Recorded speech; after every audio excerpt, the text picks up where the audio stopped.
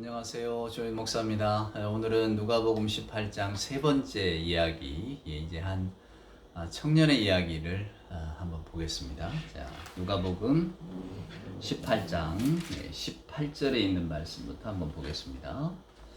어떤 관리가 물어 이르되 선한 선생님이여 내가 무엇을 하여야 영생을 얻으리이까? 예수께서 이르시되 내가 어찌하여 나를 선하다 일컫느냐? 하나님 한 분의 예는 선한 이가 없느니라. 내가 계명을 하나니 간음하지 말라, 살인하지 말라, 도둑질하지 말라, 거짓 증언하지 말라, 내 부모를 공경하라 하였느니라. 여짜오되 이것은 내가 어려서부터 다 지키었나이다. 예수께서 이 말을 들으시고 이르시되 내게 아직도 한 가지 부족한 것이 있으니 내게 있는 것을 다 팔아 가난한 자들에게 나눠주라. 그리하면 하늘에서 내게 보화가 있으리라. 그리고 와서 나를 따르라 하시니 그 사람이 큰 부자이므로 이 말씀을 듣고 심히 근심하더라. 예수께서 그를 보시고 이르시되 재물이 있는 자는 하나님의 나라에 들어가기가 얼마나 어려운지.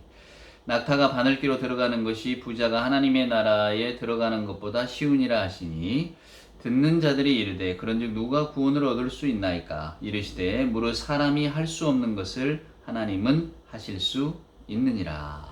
아멘. 자,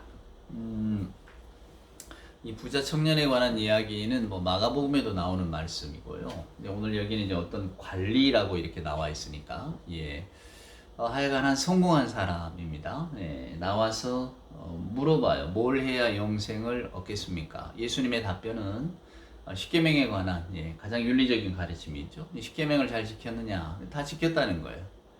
그러면 예수님이 어이구 잘했구나 칭찬해 주실 줄 알았더니 이제 이 사람의 기대하고는 정반대로 한 가지 부족한 게 있다 이렇게 말씀하는 겁니다. 한 가지 부족한 거. 그 한 가지 부족한 게 뭐냐 했더니 너 가지고 있는 것 다 팔아서 나눠주고 따라오라 이렇게 말합니다. 자, 이 사람은 어떻게 됐을까?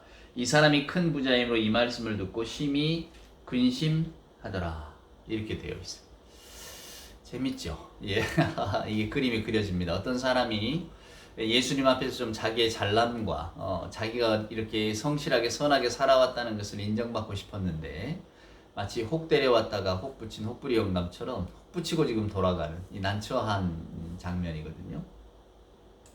아마도 이 사람은 우리가 흔히 금수저, 은수저를 물고 태어났다고 하잖아요. 부잣집 아들이었을 겁니다. 왜냐하면 고대 세계의 이 재물이라고 하는 것은 상속되는 것이지 어느 한 당대에 어떤 사람이 갑자기 부자가 되거나 이런 일은 거의 없거든요. 대부분 농토든지 뭐든 아버지로부터 이렇게 물려받은 재산들, 부자의 아들이 부자가 되는 거지 가난한 자가 부자가 되는 일은 거의 없단 말이에요.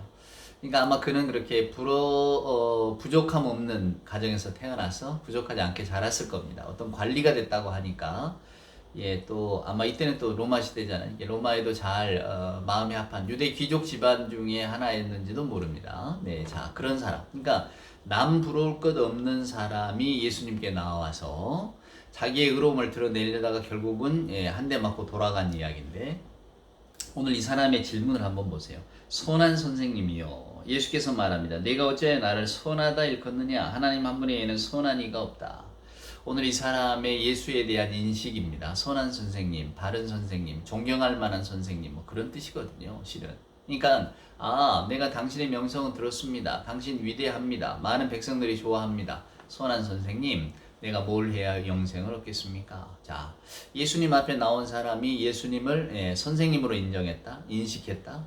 여기에 이 사람이 어떤 근본적인 문제가 있는 거죠. 저와 여러분도 예수 믿는 분들 또 우리가 예수를 믿으면서 예수를 어떻게 고백하느냐가 참 중요합니다. 어떤 분은 그냥 윤리교사, 도덕교사인 것으로 치부할 때가 많거든요. 저희도 설교를 준비하거나 혹은 어떤 말씀의 메시지를 나눌 때에 가장 쉽게 접근하는 방법은 윤리적 접근입니다. 우리가 이렇게 해서 바르게 혹은 이렇게 해서 양보하는 삶을, 이렇게 서로 사랑하는 삶을, 이렇게 해서 이해하는 삶을 우리가 남들은 어려워도 우리는 좀 선한 길을 가봅시다 이렇게 이야기하는 게 제일 쉽습니다. 사랑하는 여러분, 그게 우리들의 마음에도 제일 맞는 이야기이기도 하고요. 어느 누가 들어도 거기에 대해서는 거부할 사람이 없죠. 그래서 어쩌면 교회 안에서도 예수님을 그저 도덕이나 윤리교사로만, 어쩌면 저희들이 어려서 배운 도덕교과서에 나온 말씀 같은 이렇게 여길 때가 많거든요. 오늘 이 부자 청년도, 이 관원도 그런 마음이었던 것 같습니다. 선한 선생님 랍비여, 좀 살 길을 가르쳐 주세요. 제가 잘 살고 있습니까? 이게 고작 이 사람이 고민하는 것은 내가 이 땅에서 어떻게 살아가느냐 하는 겁니다. 근데 오늘 예수님의 이야기를 한번 보세요. 지금 누가복음 18장이 계속 이어지고 있거든요. 과부, 그 다음에 또 세리, 어린아이, 그리고 오늘 이 관리 계속 이어집니다. 이어지면서 예수님께서 저나 여러분에게 계속해서 들려주고 싶은 것은 우리가 하나님과의 관계 속에서 어떻게 살아가고 있느냐 하는 거예요. 저나 여러분이 예수님도 그냥 바른 삶을 위한 하나의 어떤 좋은 선생님으로만 여기면 우리는 그냥 거기에 멈춰버릴 뿐입니다. 오늘 여기 말씀에 있죠. 26절에 보면 듣는 자들이 이르되 그런즉 누가 구원을 얻을 수 있습니까? 구원, 영생 뭐 이러지만 이 생명의 의미는 오는 시대에 맞는 생명이란 뜻이에요. 그러니까 하나님의 세계가 다가오고 있잖아요. 저와 여러분이 어떤 종말론적 세계를 산다는 것은 하나님이 여실 새로운 세계를 맞이할 준비를 하며 산다는 겁니다. 그러면 하나님이 여실 새로운 세계에는 새로운 생명이 있다는 거죠. 사랑하는 여러분. 우리가 그것을 준비하는 겁니다. 근데 그 새로운 생명은 우리가 지금 가지고 있는 생명과는 질적으로 다른 거죠. 그러니까 예수님도 새술은 새 부대에 담아야 한다 이 말씀이 그동안은 오늘 이 관리도 그렇고 그 앞에 바리새인도 그렇고 사람들이 다 자기 업적으로 하나님께 나가려고 했단 말이에요. 자기 업적을 인정받아서 하나님의 어떤 귀하게 여기심을 받는 인정을 받고자 했던 것, 공로주의란 말이에요. 근데 예수님이 오셔서는 그게 아니야. 하나님의 은혜는, 하나님의 사랑은 우리가 뭘 이렇게 획득하는 게 아니라 하나님이 우리를 사랑하셔서 먼저 주시는 거야. 요거잖아요. 그러니까 완전히 뒤집어진 거란 말이에요. 내가 노력해야 하나님이 나를 예뻐해 주실 줄 알았더니 그게 아니라는 거야. 하나님 우리를 예뻐하신다. 우리는 그걸 알면 된다는 거예요.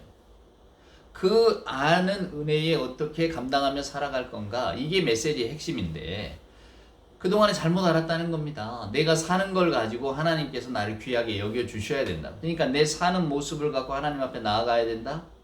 이것이 율법주의라면 오늘 예수님이 말씀하신 하나님의 은혜, 하나님의 사랑 그게 아니라는 거예요. 찾아오시는 하나님입니다.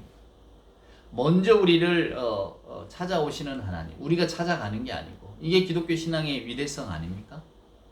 오늘 이 관리는 선한 선생님이라고 부릅니다. 인식의 한계가 있을 수밖에 없어요. 예수는 그냥 선생님일 뿐입니다. 그러니까 오늘 예수님의 말씀에 순종하지 못하는 거예요. 너 가진 거 다 버려야 된다. 가진 자들을 이기는 버린 자의 힘에 대해서 오늘 예수님이 이야기하고 계신다는 걸 꼭 생각하세요. 우리가 이 말씀에 걸림이 있는 것은 우리 예수님의 말씀처럼 재물이 있는 자는 하나님의 나라에 들어가기가 얼마나 어려운지. 우리는 흔히 재물의 시대, 자본주의가 재물의 시대 아닙니까? 옛적에도 그랬지만 지금도 이 돈이라고 하는 것이 여러 가지를 상징하니까요. 그래요. 우리는 이게 없이는 못 삽니다. 이게 있어야 편리하고 이게 있어야 인간적으로 대접도 받습니다. 존중도 받죠. 자본주의 사회에서 어차피 이 재화라는 것이 필수적인 거 아닙니까? 재화의 획득에 따라서 다 달라지잖아요. 대우도 그 사람의 어떤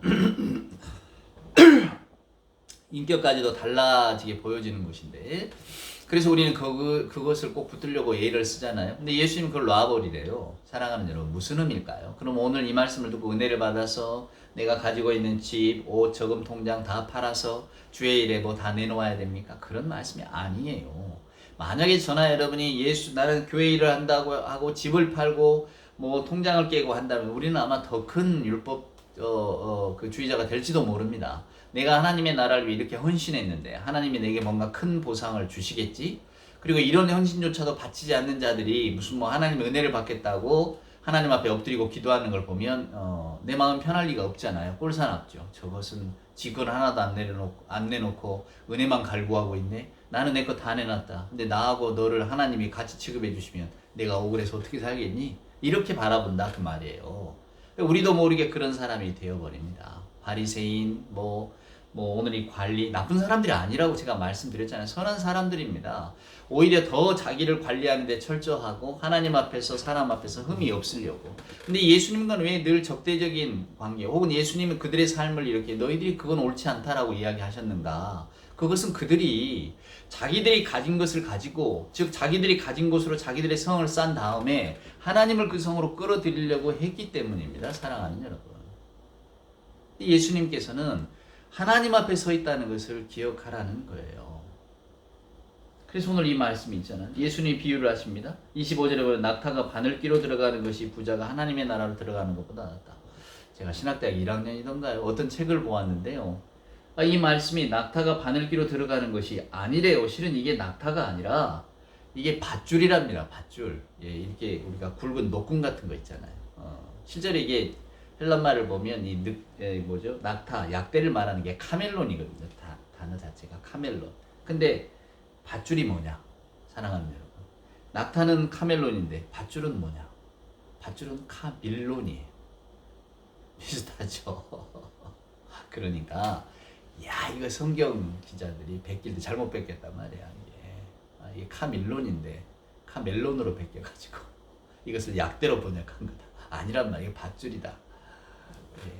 뭐가 맞는지 전 잘 모릅니다. 그거에 의미가 있는 게 아니거든요. 지금 예수님이 무슨 말씀을 하시냐면 27절에 보면 사람이 할 수 없는 건 하나님이 할 수 있다. 할 수 없잖아요. 낙타든 밧줄이도 못 들어갑니다. 그게 중요한 게 아니에요. 오늘 예수님의 말씀은 불가능한 일. 우리 인간이 볼 때는 말도 안 되는 일이잖아요. 불가능한 일을 하나님은 하신다는 거예요. 어린아이를 받아들여 주신다. 뭐 과부 혹은 세리를 귀하게 여기신다. 우리가 생각할 때 말도 안 되는 이야기거든요. 근데 그것은 하나님이 하시는 일이다. 그 말입니다.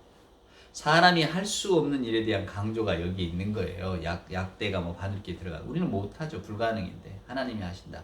그게 하나님의 은혜라고 하는 겁니다. 오늘 저나 여러분은 여전히 우리를 붙들고 있잖아요. 우리 생각을 붙들고. 그러니까 하나님의 은혜를 이야기하는 성경을 읽으면서도 우리 마음속에 공로에 대한 미련을 버리지를 못하는 겁니다. 오늘 이 관리가 부에 대한 미련을 못 버리는 것처럼 말이에요. 우리가 버리지 못하는 게 있죠. 근데 주님의 메시지의 핵심은 분명합니다.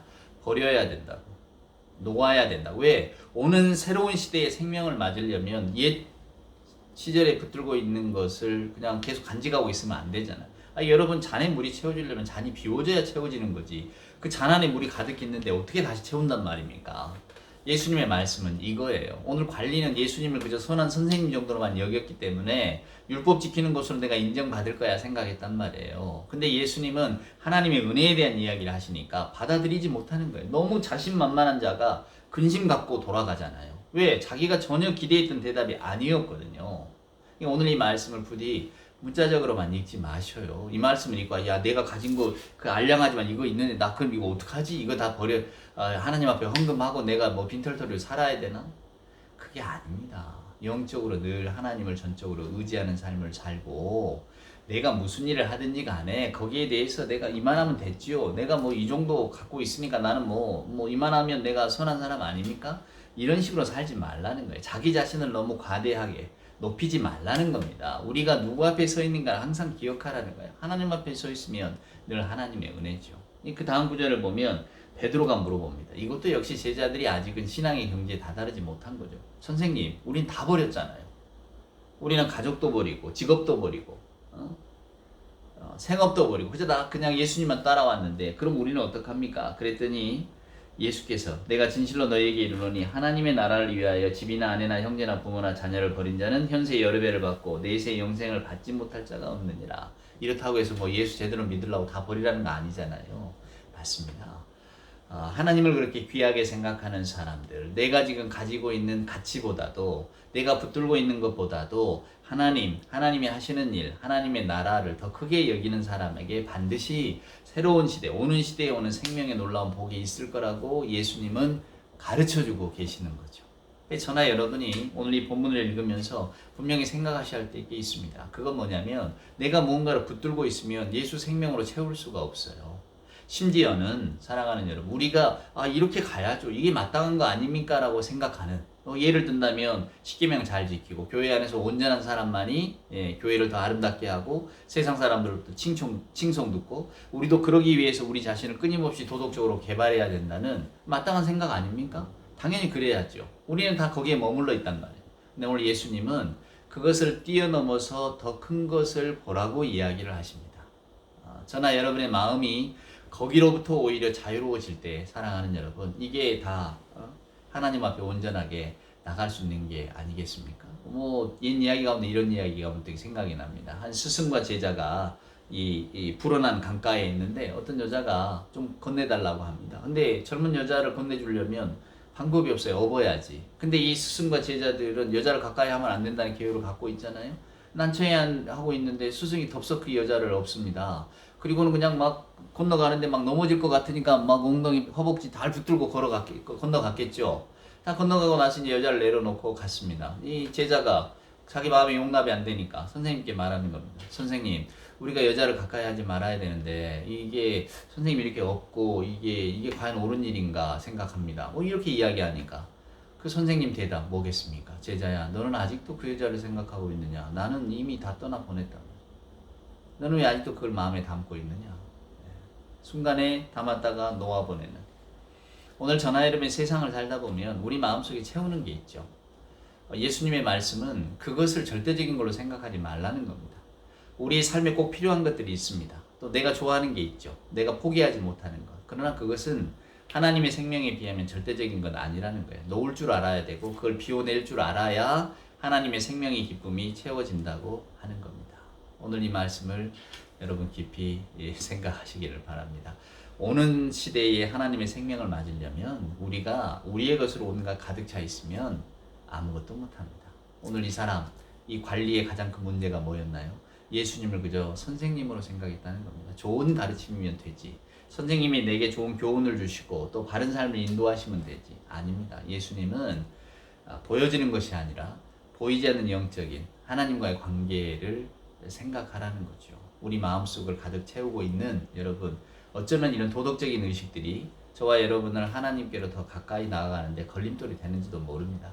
우리가 그만큼 잘나고 흠없으면 우리 스스로는 우리에게 집중하는 삶을 살 수밖에 없지 않겠습니까? 그렇다고 우리가 뭐 세리처럼 살겠습니까? 아니면 뭐 그냥 말도 안 되는 어떤 그 인생을 막 살아가면서 나 하나님 은혜를 내가 사모하기 위해서 이렇게 산다고 그럴 수는 없죠. 우리는 이래저래 바리새인의 아들 딸들입니다. 그저 어떻게 하면 사람들에게도 좋아 보이고 어떻게 하면 우리가 사는 세상에서 별로 남에게 손가락질 받지 않고 칭송 듣고 살까 이걸 고민하잖아요. 근데 그런 고민들이 오히려 하나님의 은혜에 대해서는 덜 사모하고 그것이 오히려 장벽이 될 수 있다는 사실을 오늘 기억하라는 것입니다.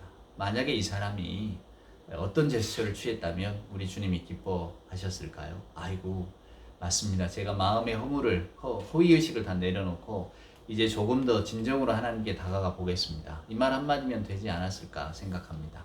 오늘 본문의 말씀이 우리 신앙에 좀 생각거리를 던져주는 말씀이 되기를 소원합니다.